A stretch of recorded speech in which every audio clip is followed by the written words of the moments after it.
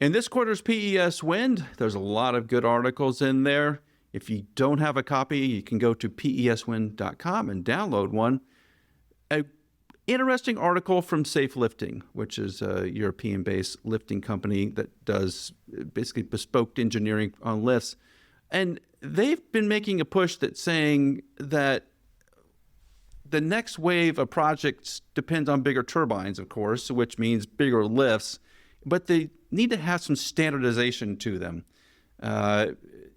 Things like spreader beams and rigging systems that are pre-built and pre-validated just reduce the overall engineering time it takes to do these lifts.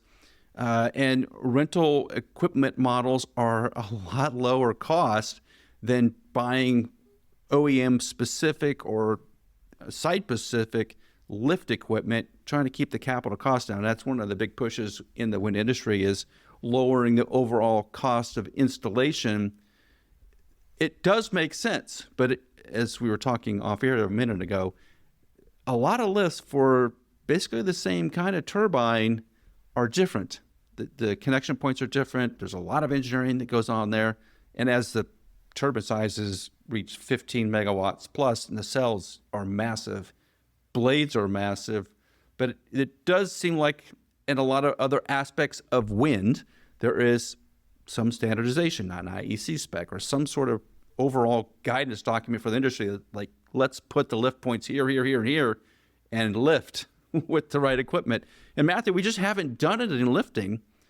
Even in smaller turbines, same thing. Oh, it's crazy. I was thinking about it, and my suggestion would be that when I buy 100 turbines, I should get a blade lifting kit. It's like when you buy a car, you get a kit to change the tire, don't you? So I would have thought it would be just fundamental. But we know that the wind industry is not always logical. So what might be considered normal in a car is not normal for a wind turbine.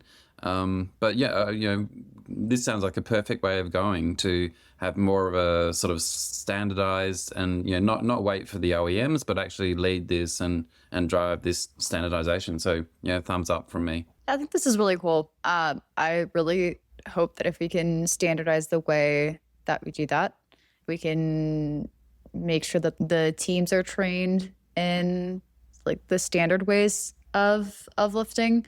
I know that I've seen a few cases where someone didn't know or hadn't been exposed to a particular blade type, and they were in charge of lifting it to do a blade replacement, and then they accidentally ended up damaging the blade, and so you had this bad crack that they kind of painted over because it was a little bit embarrassing for them at the time, and then a year later it's like, well, okay, well, maybe next time ask someone if you don't know the exact lifting protocols, or if you mess up, let someone know. But yeah, a lot of these smaller and larger structural cracks that come from lifting errors would be avoided if everybody was doing the same thing or the same 2 iterations of lifting standards, which is really exciting.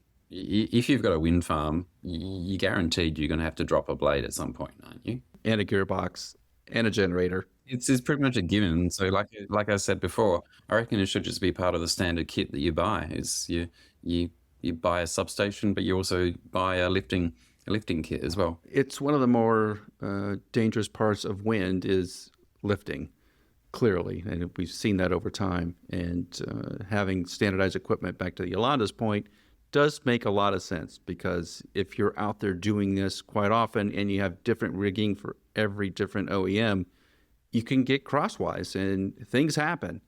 And if we had some standardization there, that would make a tremendous amount of sense. That's why Safe Lifting wrote this article on PES Wind. So if you want to read this article, just visit peswind.com.